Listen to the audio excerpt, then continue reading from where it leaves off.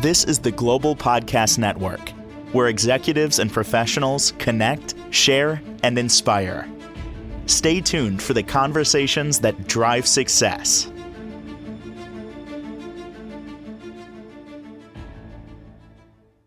She's the lifeline. Remember the TV show Who Wants to Be a Millionaire, where they'd call a lifeline to get an answer to a question? She's it if you have a dog. And I've experienced it in real time, had some challenges with my dog Tanner. She gave me some suggestions, tried them over the weekend. We are moving in a much more positive direction in terms of correcting some behavior. She is a behavioral specialist and trainer at Amy's Dog Training. She is Amy Noble, and she's back with us. How are you doing today? I'm doing good, Steve. How are you?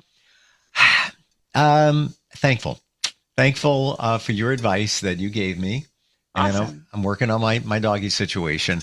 How does that make you feel when people say that there's been a correction, things are a lot better in the house based on your suggestions? What does that feel like inside? I can't even imagine. I love it. I absolutely love hearing success stories from all of my clients. I get texts all the time of people showing me pictures of their dogs doing what they hadn't been doing, or being really tired after a training session and being so thankful. And like my dog rested the rest of the day yesterday. He didn't bother me at all. Stuff like that. I love it. It makes me feel really, really good. Like I've accomplished something, right? Because my goal is to help people, and I love doing it. So let's do this. We'll call it, what's going on here? I'll give you a hypothetical situation, and it's even based on things I've heard from friends, and tell us what you think. What is going on here? So let's say we have a 5-year-old dog, very well acclimated, obedient, and then out of nowhere, now the dog is exhibiting signs of social anxiety, separation anxiety. Somebody comes to the door, even though somebody's home, the dog starts barking and kind of freaks out. Never used to happen before. And I'm not talking about the one-off situations like the 4th of July, where, okay, understandable, any dog might be freaking out. But this dog was very, very well behaved, very well acclimated to the family, but now is showing signs of anxiety. What's going on here? The first thing that you always want to do is rule out medical. That's the first thing I always ask people is, have we ruled out medical? Because sometimes medical conditions can cause certain reactions in dogs and certain behaviors. So it could be that. So if we get blood work done and everything is fine and the vets don't see anything, then we set up a consult and go through everything. Breed traits matter. So knowing the breed of the dog, and we could go on a total tangent about breeds, but knowing breeds and specific breeds who are old, like, I don't want to say old breeds because they're not all old, but genetic. I'm an old breed. I'll say that much. So purebreds, let's say that. Okay. Their traits are very predictable. So if we have, say, a mixed breed dog where we have let's say a pit bull husky, right? They're going to display behaviors from both breeds. It's not like this is the pit ski, which people call it that. It's not their trait. It's traits from the pitty, traits from the husky blended together. So myself, I have a husky shepherd, and there are times where I see very clear shepherd and very clear husky. So I'll talk about the breeds and we'll go over different things. So there are certain breeds like the bully breeds who do have late onset anxiety and aggressions that start after 2 or 3 years old, where they could be really good and really obedient and social and all of that when they're young, but then something just switches. And I've had a couple of clients who've had that happen with their dogs. And it's just out of not major socializing can cause that. If you're not really consistent about taking your dog out everywhere, and if there's a long break, sometimes that can cause some anxieties in them as well. So if they used to go out a lot as a puppy and then you wait like a year and you don't take them out, once you take them out, you could see some anxiety and some nervousness or Mm. even reactivity. Something else, speaking of reactivity, is a lot of the times people will raise a puppy and they say, walking used to be fine. We used to have a lot of fun. But now suddenly they freak out when they see dogs. Every time Mm. they see a dog, they freak out and they jump and bark and growl and go nuts. And a lot of the time, it's reactivity because the dog is so used to being able to go everywhere and sniff everything. Because when they were a puppy, you let them go out and sniff everything so they can explore their world. So they get used to that. Dogs love patterns and they love Mm. habits. They are creatures of habit, like really strong. So when they get used to something, they view it one way and we view it another way. So there's so many factors that can go into behavioral changes that are sudden. I, I I think that's one of the beauties of dogs. That yeah, they are creatures of habit. It's they don't have a watch, they don't have a phone. They do things at the same time every day. It's almost amazing, Hmm. whether they're looking at the angle of the sun or their internal clock is telling them. Uh, do you really see those traits in dogs, whether they're purebred or not? Like you referred to yours, that some of those traits come through and you can identify them. Is that kind of the norm with almost any breed that you work with? Yeah, for the most part. I mean, once you start getting into like the super mutts who have like 15 different breeds in them, Mm, there's going to be traits all over the board. right. But generally, there's going to be a few more dominant breed traits in those dogs.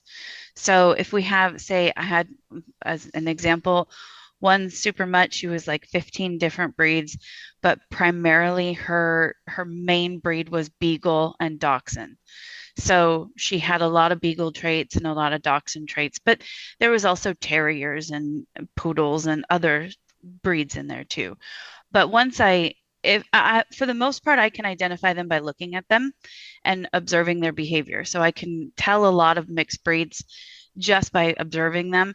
But there are so many new dogs now that it's starting to get a little blended. So the DNA tests are awesome for that. Oh, I never thought of that. Yeah, interesting. I'm going to throw you the traits, the breed of my dog, and tell me what comes up for you. And as I understand it, I don't know if my dog's a purebred, but I thought I heard that when I got him. He was rejected because he wasn't pure white. He had a little bit of um, sort of like a tan color, Hmm. and he just got rejected. Side note, I got him in Tannersville, Pennsylvania. He had a little bit of Oh, tan. His name is Tanner. that's So cute. he is a Pomeranian Scottish Terrier. What are the Right. two traits there? So Pomeranians are lap dogs. They most small dogs were originally bred to actually collect bed bugs. So when the royalty had dogs, what they would do, they would take the little dogs, stick them in their beds, and put the blankets over them so all the bed bugs would jump on the little dog. And then they I'm gonna and need him. I'm gonna need a minute. What?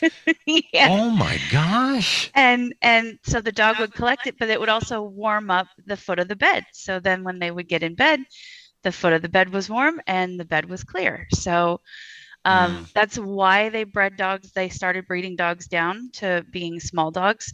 So Poms are very much a lap dog, and the terrier, Scottish Terrier, they like to dig and they like to get into stuff because terrier comes from terra, which is to earth. So most terriers I thought like you were to. gonna say terror, Terror. Oh, that's what we call them, little terrors. Yeah.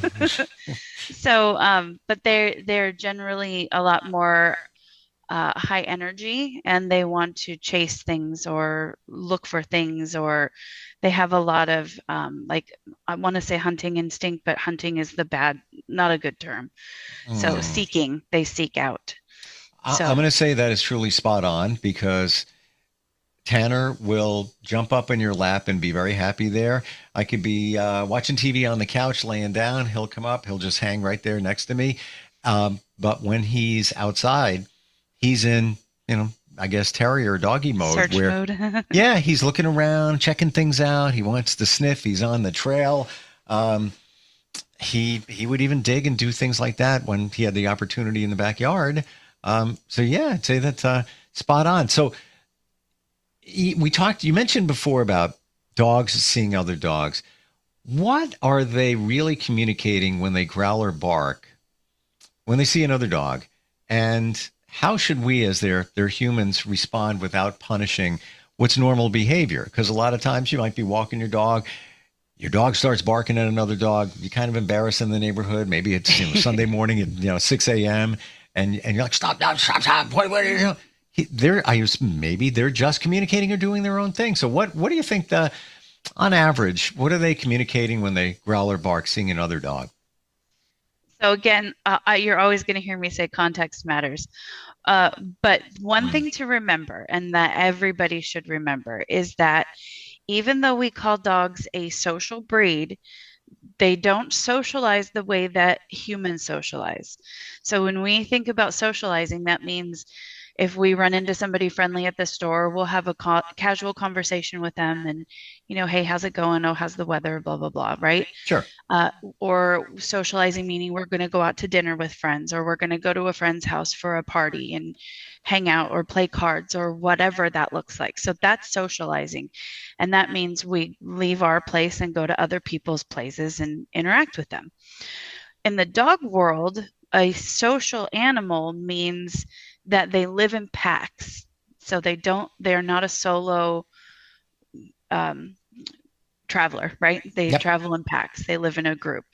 So when you study where dogs came from, which is wolves, you see that wolves stick to their own territory, their own group, their own family group. There was a study done where they tracked all the wolves in Yellowstone. It's a really interesting study to look up. And they color coded each of the packs in Yellowstone. And you'll see they're very defined spaces where they only stick to their area. And very rarely you'll see one little line go into another area.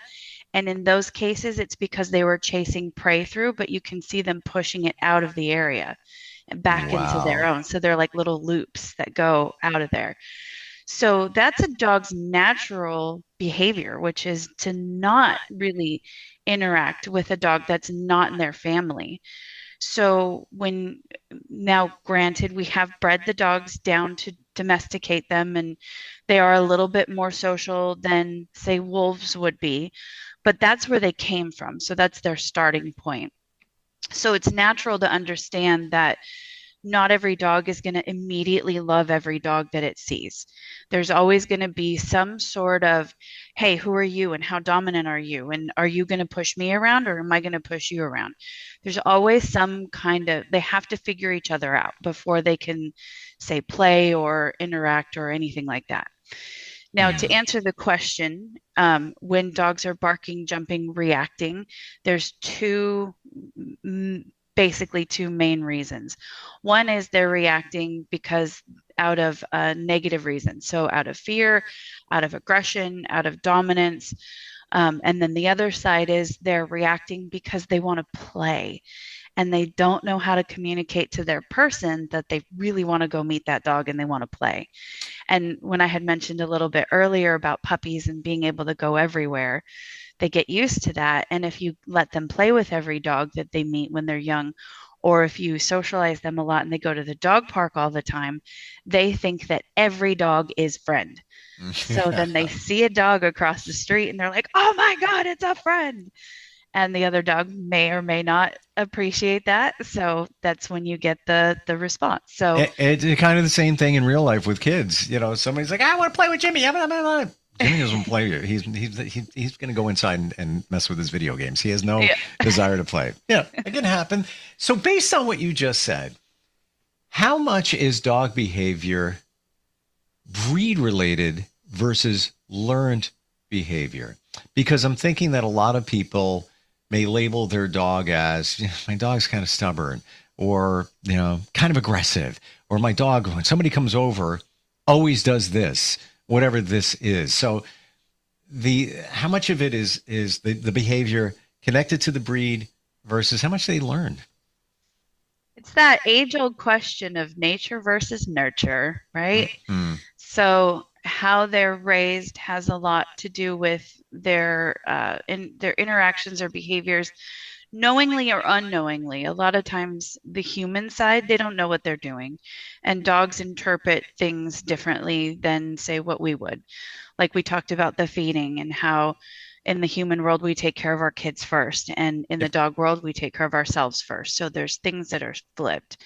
So there are a lot of very strong breed traits, but you're going to see those in strong breeds. And when I mentioned like purebred, that means like mom is a border collie, dad's a border collie. And you can go back, grandparents are border collies, great grandparents are border collie, and you've got 5 to 10 generations of border collie.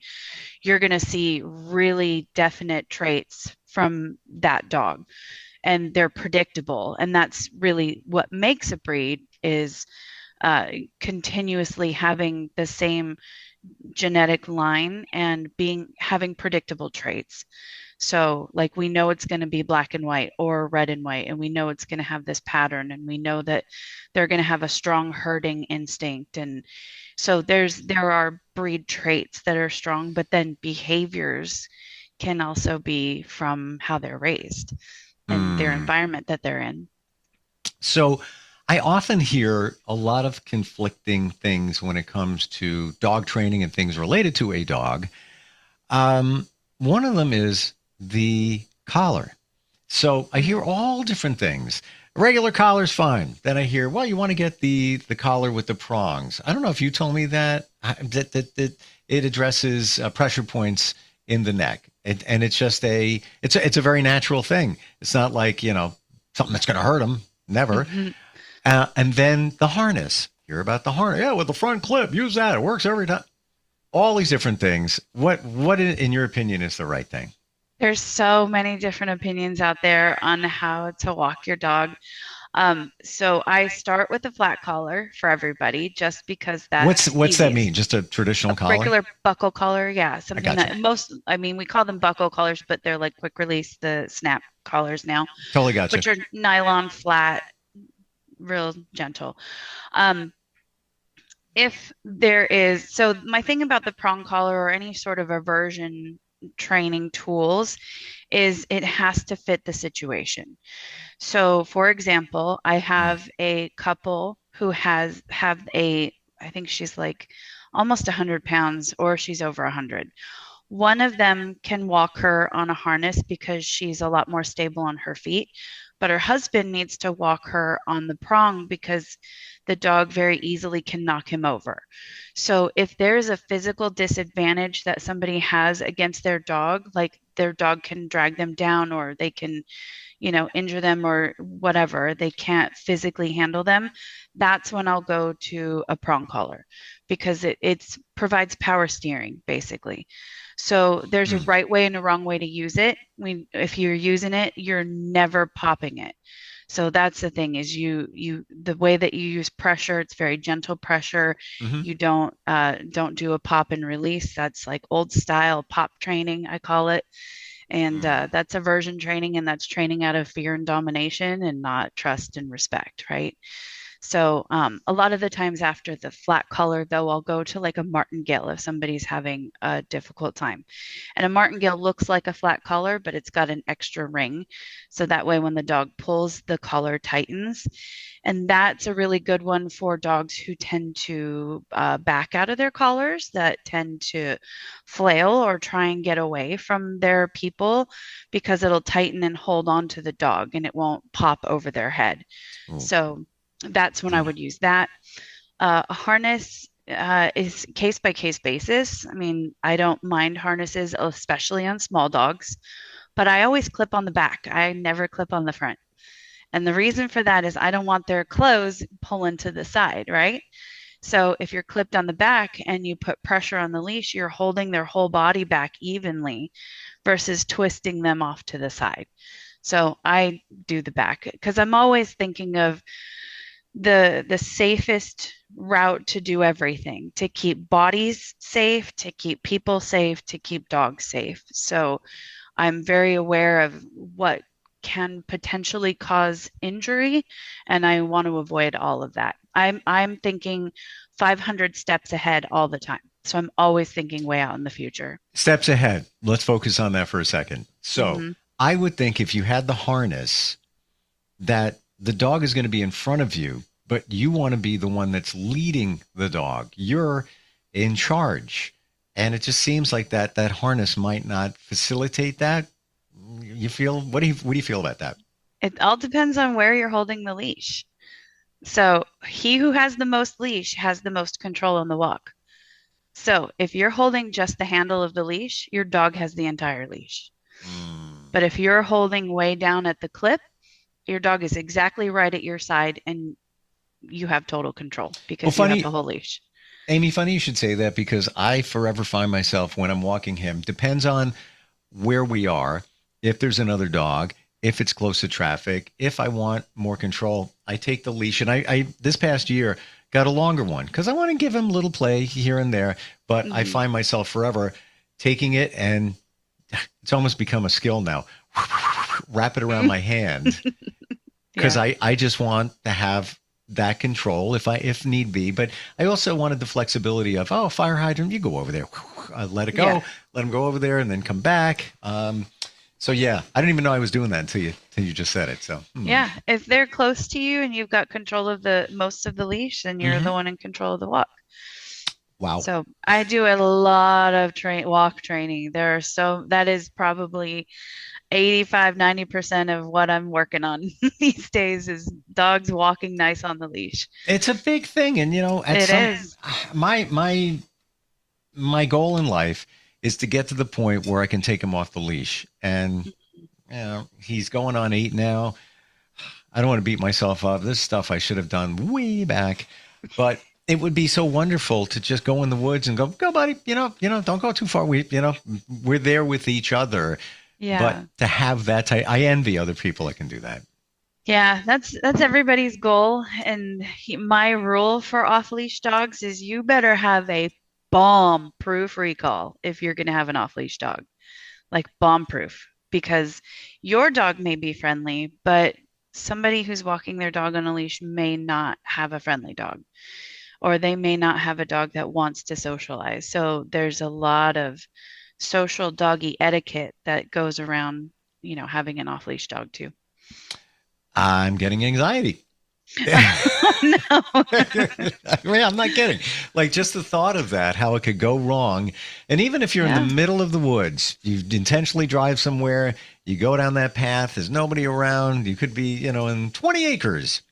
There could be another dog on a leash, not on a leash, or by itself. What are you going to do? Mm-hmm. I don't even know at that point. And, I'll be honest with you. There's been times where I've thought about those scenarios, even just walking in my neighborhood, houses. And if I got chased by a dog, what would I do? Would I jump up on a car? Would I get in the back of a pickup truck? What am I going to do with my dog? Pick him up and run. This is the things I think about. Yeah. I mean, it makes you aware, it gets you prepared for something like that.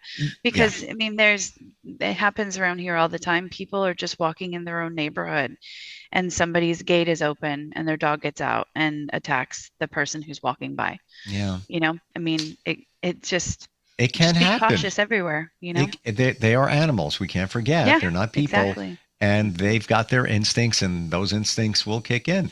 Exactly. Always love talking with you, Amy. You have just such a grounded, warm, compassionate, knowledgeable approach to dog training and behavior, where I don't hear this and say, "Oh God, that's like too cool for the room." Like, practical advice that always makes sense, and I love it. How do we find you? How do we connect?